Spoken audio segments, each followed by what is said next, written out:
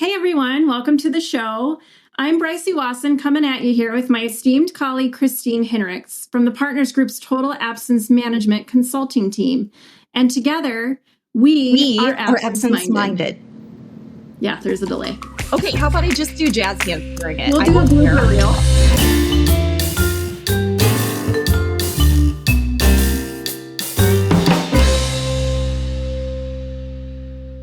Hey everyone, welcome to the show. I'm Brycie Wasson coming at you here with my esteemed colleague Christine Hinnerichs from the Partners Group's Total Absence Management Consulting Team. And together, we are absence-minded. Christine and I are subject matter experts in all things that touch employee leave of absence and workplace accommodations. The two of us have over 40 years of combined expertise in this space, which we're really excited to be able to impart to you all during our regular, brief, but action-packed podcast episodes. Along with some friendly conversation, comedy, and chit-chat, we'll cover all the topics that HR professionals need to know in today's environment. So let's get started. But Christine, remember that our ultimate goal here is to reach a wide audience of absence-minded individuals. And to that end, we probably should spend some time here in our first episode talking about like a really fun and exciting topic. One that maybe you can really bust out at a dinner party. Or your Colorado vacation next week. Or my Colorado I know what we should talk about. The world is your oyster. Let's talk about taxes. I mean, who doesn't? Really, who doesn't? I will say that our hope was to kick off this conversation with the episode from Schitt's Creek about write-offs, and we were thinking that will explain everything. Apparently it will not. So Brycie and I are going to spend a little bit of time talking to you about Congress's recently passed budget and tax bill, the One Big Beautiful Bill Act. That is just a mouthful to get out. No, you just have to say, Okay. We'll do that next time. Maybe we're going to do a practice. Like each time we have a podcast, we'll see how well we do saying it over and over. But we're going to spend a little bit of time talking about, this is new. I want to be really clear. This is new. We're still trying to understand all of the components. But what we're going to talk about specifically is the tax credit for employers who offer paid family and medical leave. So I'm going to walk through what we know right now, and then Brycie's going to spend a little bit of time talking about what are some of your considerations as an employer. So yeah, and I just want to make a caveat here that this tax credit is for employers who voluntarily offer paid family and medical leave benefits versus employers who are required to do so by state or municipal law. Yes. But don't shut off your ears because we still think this is worthy of your attention. Yes, especially taxes. Keep your ears open. So just a little bit of a history lesson here. So Congress first passed this temporary credit back in 2017. The credit was extended temporarily several times, and it allowed employers to claim a general business credit for offering PFML to eligible employees. Again, voluntary, not mandatory. The credit is worth 12.5% of the employee's wages for a leave period and goes up by 0.25% for each percentage point of wages paid over 50%, up to 25%. Okay. Math is not my strong suit, so that's a lot to take in as well. But this One Big Beautiful Bill Act expands the credit in a couple of ways. So in addition to claiming a credit for wages paid, employers now have another option for claiming a tax credit for a portion of insurance premiums paid for the employee on PFML. If they have a fully insured plan. Yes. So where we previously had an option that was going to be mainly exercised by employers who put in a self-funded voluntary paid family and medical leave plan, this really expands our options on the fully insured side. Agreed. Yep. Another thing that's interesting is, so again, this credit is only available for voluntary plans, but it also offers a credit for employers in states with mandated PFML laws if employers provide more than their state's mandated paid medical leave. You can get a tax credit on the wages and insurance premiums paid during leave if your program is in excess of state requirements. So if you offer,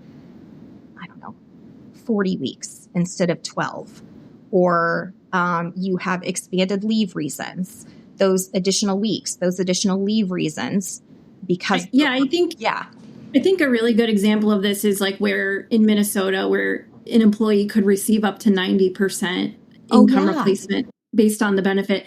If you as an employee, if you as an employer want to be more generous than the state law in the benefit replacement level and offer up to 100%, maybe to make it administratively easier for you, so you don't have to use the state's 3-tiered calculation method for calculating the benefit and you're running your own private plan.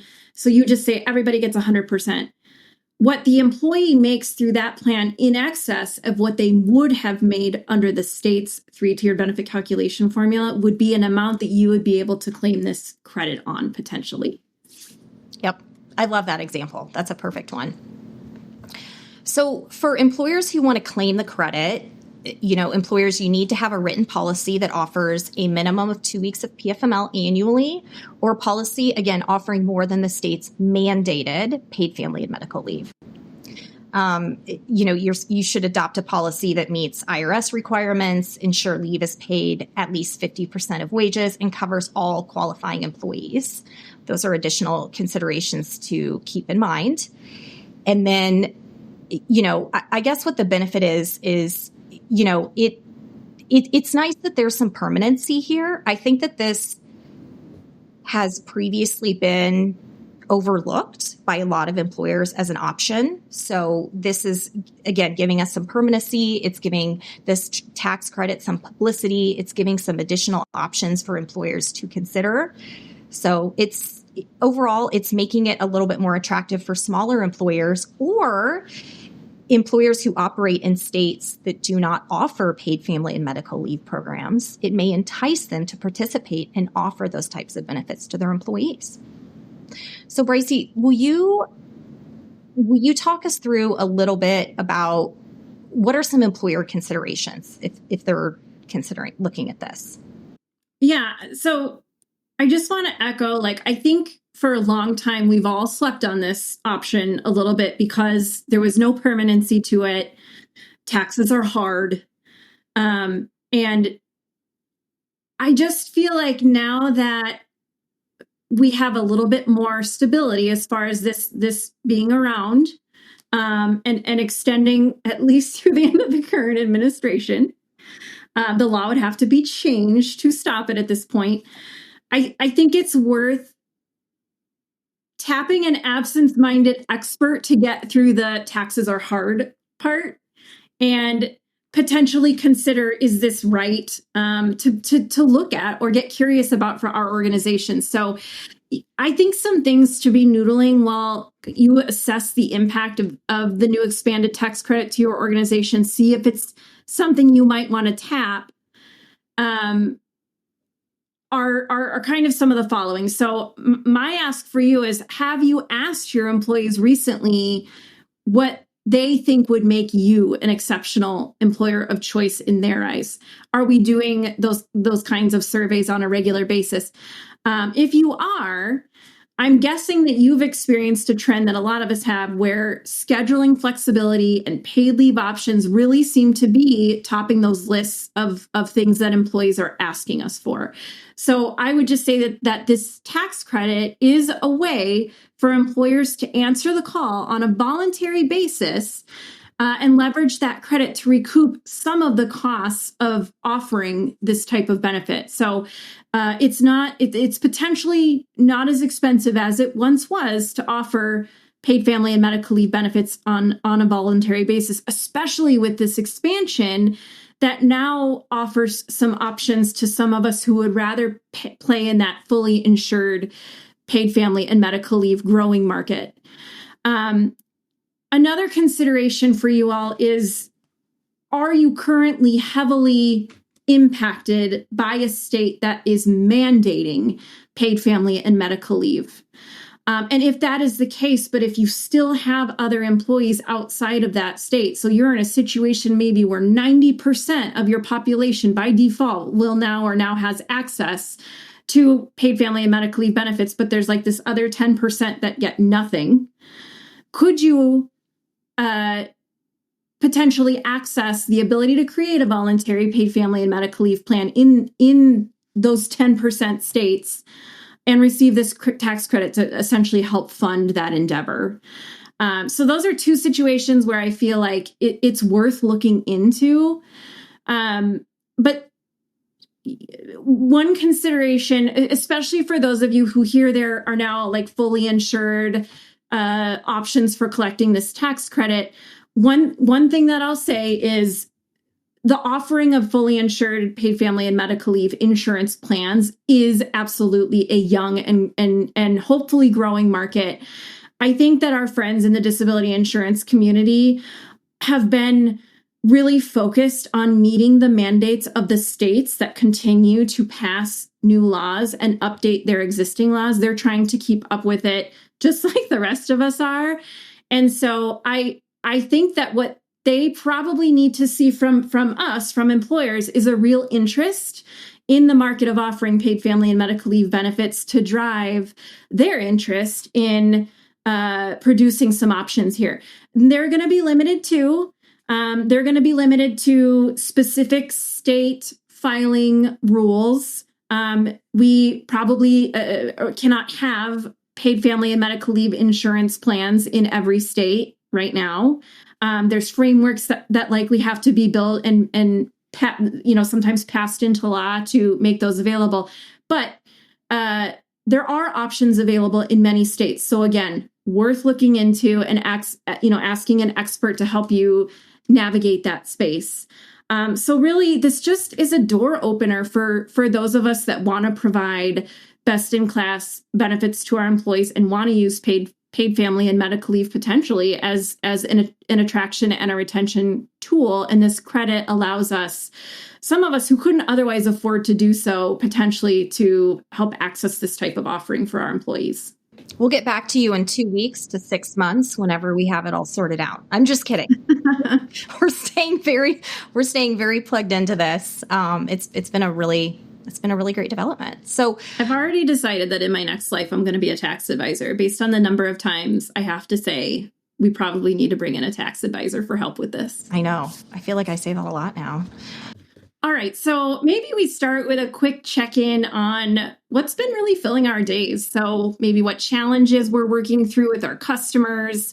I know I've been really deep into paid family and medical leave for, many years now here, because this state-by-state patchwork is the best form of job security I could ever ask for.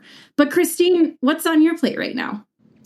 So I'm going to take us on a little bit, I would say, of an emotional journey. I want to do some just quick hitters for you of states that have passed some significant, primarily PFML, but also PTO accrual cap detail. I'm just going to walk through those real quickly. So first up is going to be Washington.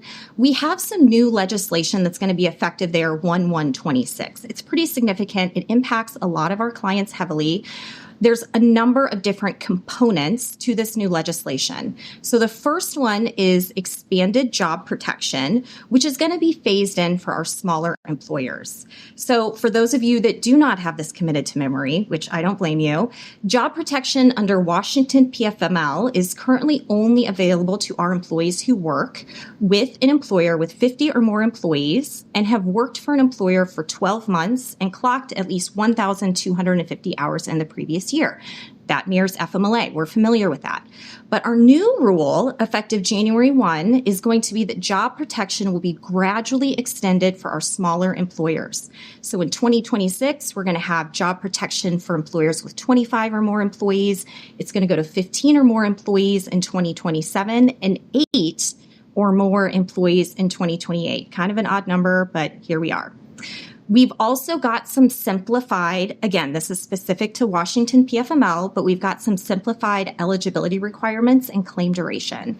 So right now, employees must work at least 820 hours in Washington during the prior year to qualify. Then Washington PFML claims must be at least 8 consecutive hours of leave. So our new rule is that the hour requirement is eliminated, and employers only need to be employed for 180 calendar days with the employer before taking the leave. The claim duration is now also lowered to 4 consecutive hours as opposed to 8. We've also got some interesting coordination with FMLA and Washington PFML. So employers, we love this. Stacking is challenging. This is intended to give us some control on that stacking issue, but I'm very curious about how the state is going to be able to effectively manage this.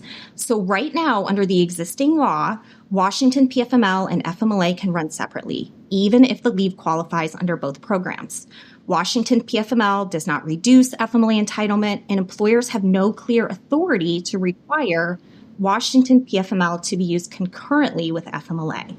Employees, and this is similar in a lot of other PFML states, employees can control whether they apply for Washington PFML benefits and how much of it to use. Our new rule, and this is exciting for us, in 2026, unless expressly permitted otherwise by the employer, Washington PFML must run concurrently with FMLA when both leaves apply. The amendment also gives employers a mechanism to count unpaid FMLA leave toward the job-protected leave entitlement under Washington PFML, even if the employee chooses to not apply for PFML benefits. So again, this is going to give us employers who operate in Washington greater control to prevent leave stacking while preserving the employee's access to Washington PFML wage replacement benefits. But I'm really struggling to understand how the state is going to be effectively able to execute on this. So more to come. I'm just going to say, I'm going to focus on being excited about this development. Dare I say that we're starting to see the state shift just a little bit towards a trend of listening to business on, we have to be able to avoid some of the stacking issues that these programs create. So we're seeing this now in Washington, a little bit in Maine, trying to see it in Minnesota too. And so I'm celebrating this before I get into the minutia of how the state's going to make this happen for us. I agree. There's some other good developments in Washington PFML, and I'm going to just kind of briefly skim through them because I'm trying not to put you to sleep in our first episode. But there's some expanded employer notice poster requirements that, again, are going to be effective January 1st. There's also some additional rules, and I'm going to talk a little bit about this one. I'm going to expand on it a bit, about employees' right to reinstatement, notice, and return to work. So our current rule, and this, oh my gosh, I remember when this program went live, Brycie and I going round and round with a lot of clients trying to explain this because it's a little bit unique. But our current rule is that employees eligible for job protection under Washington PFML are entitled to reinstatement to the same or equivalent position. Okay, we know that. But the law has, but there's been no formal employer obligation to notify employees of the reinstatement timeline or consequences of inaction by the employee. So this new rule is intended to address that. So employees must now affirmatively exercise their right to reinstatement following a Washington PFML leave, or they risk forfeiting that right to reinstatement unless a written agreement provides otherwise. So what this new legislation is telling us is that, again, unless that written agreement provides otherwise, the employee loses their right to reinstatement if they do not return to work on one of these 3 different elements here. The first scheduled workday after their Washington PFML leave ends. Okay. their first scheduled workday after unpaid FMLA leave during which they were eligible for but did not use Washington PFML, a combined total of 16 weeks of leave or 18 weeks if pregnancy incapacity is involved in a 52-week period. So my head scratcher here is we all have to think about the ADA. We all have to think about pregnancy discrimination laws. We have to think about the Pregnant Workers Fairness Act. I don't think that it's fair to assume that if an employee does not return on their first scheduled workday after their Washington PFML benefit ends, they're going to automatically lose their right to reinstatement. Those are other elements that employers are going to need to consider. Now, we've talked a lot about Washington. That was a lot to digest. That's our biggest one, I promise you. I'm going to do some... Wait, can I pick the next one? Yes. I'm going on a family trip to Colorado this next week. So, why don't you tell me what's going on there? Is this what you're going to talk to your family about? While you're sitting at the pool at dinners? And I know, everyone's going to love it. You're going to be the favorite. So Colorado, again, effective January 1, 2026, they have some important updates to their PFML program, which we call Family and Medical Leave Insurance, that's going to impact both employers and employees participating in state and private plans. So I'm really excited about this. Colorado, dare I say, they've done a pretty excellent job with their family program, better than a lot of states. So good job, Colorado. Pat on the back there. They are running that program so effectively that they're actually able to reduce the premium rate from the current 0.9% of wages, which is split 50-50 between employers and employees, to 0.88%. Most states don't do that. Most of them are going up. So good job, Colorado. You're running your program well. They're also extending a leave entitlement. There is going to be 12 weeks of additional benefit available to parents whose infants end up in the NICU. And that is going to give parents in that circumstance up to 24 weeks in an established benefit year. Again, available for claims arising on or after January 1. And you know who else has a premium rate of 0.88%? Brycie, do you know? I do know. Okay. But I'm not going to spoil it. Well, now I better know, or I'm really going to lose credibility here. But it's Minnesota. So not a lot happening on Minnesota right now. I mean, there has been a ton because their program is going to go live January 1, once again, 2026. And they're just kind of a few FYIs. Their legislative session ended in June. There is no delay or repeal of their PFML program, so that's good news. Maryland did not fare as well. We expect the state to start advertising the ability for employers to apply for equivalent plans any day now. So it's certainly possible that by the time this podcast is released, we've got some clear information on employers' ability to apply for those private or equivalent plans. Actually, I can spill the beans that the state has performed a soft launch of their employer portal, which will allow employers to apply for their private paid family and medical leave plan and their exemption from the state plan once they have their private plan policy either drafted or received from their insurance carrier if they're going fully insured. That's awesome. I love it. That is the big news. And you heard it here first, folks. Oh, for cute. I just had to work in like a Minnesota pun, but I do not feel that I executed the accent very well, but I at least got the phrase in there. So it was pretty good. It was pretty good. And then just for you Minnesota employers, please be aware that in December is when your Minnesota paid leave posting requirements become effective for both benefits and contributions. That's a fun fact about Minnesota. Most of you probably know, but we have benefits and contributions starting on the same date. We normally have a ramp-up period for contributions, but not Minnesota. Well, so Brycie, I think we were supposed to have this be 10 to 15 minutes, and we just got so excited talking about taxes and PFML and all these page-turning topics that we kept it going. We want to wrap up. We're going to tell you about a few things on our calendar, some upcoming conferences and speaking events that we will be at. So the majority of our team, for those of you familiar with DMEC or the Disability Management Employer Coalition, we are going to be at the annual conference in Washington, D.C., which is August 4th through 7th, coming up right around the corner. We are going to be presenting twice. Equally as exciting as taxes, we're going to have a discussion about data, from data to decisions, leveraging benchmarking for actionable insights. And then we also have a really fun Absence Eras tour. If you're not a Taylor Swift fan, you can please still come. It's still going to be really educational, but we are going to explore leave of absence laws and workplace accommodations through the lens of Taylor Swift Eras tour. I can assure you that we just ordered friendship bracelets today. So if you are going to be in Washington, D.C., please make it a point to stop by our booth, say hi, attend some of our sessions. We're really excited to be there. Yeah, and I would say I have a couple of local speaking engagements coming up. I would love to see some of you at. So if any of you are going to be, any of you in the Minnesota area, I have a couple of things coming up.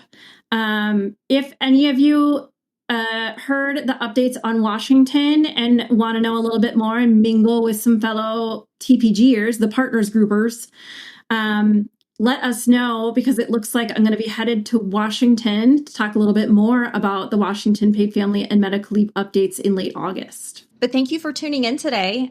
Feel free to send us feedback on what you thought. This is our first episode, so we're very excited. There's going to be more that we do in the future. I do fully expect to hear that you would like a lot more conversation on taxation.